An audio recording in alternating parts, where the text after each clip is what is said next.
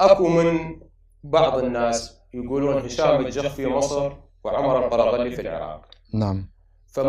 ما هي اوجه المقارنه بين عمر القرغلي وهشام الجخ؟ هشام الجخ اعزائي المشاهدين هو شاعر عربي مصري، شاعر عربي مصري معروف على مستوى وتعرفونه اكثركم، والاستاذ عمر القرغلي هو امامكم وهو غني عن التعريف. الله يسلمك.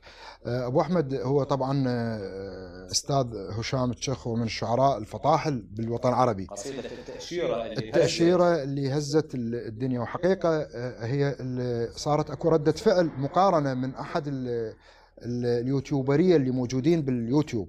هو يوتيوبر مشهور، فسوى مقارنه بينها وبين قصيده السندباد. مو هاي يعني، سوى بين القصيدتين لانه كانت القصيدتين تلامس الجلد العربي.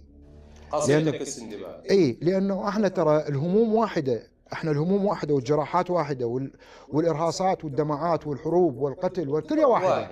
إذا كان يمي، وإذا في سوريا، وإذا في اليمن، وإذا في مصر، وإذا في كل مكان، فهي واحدة. لذلك سوى مقارنة هي مو صحيحة. هذا هي مو إنكار ذات، هاي حقيقة.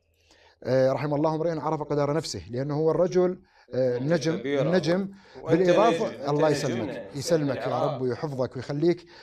حلوة التعليقات كانت إيجابية للطرفين، أفرحتني، وإن كان هو ماكو مقياس المقارنة، لأنه هو فصيح وأنا شعبي. لأنه لهجتي بيضاء، يعني حتى بالقراءة هي لهجتي بيضاء.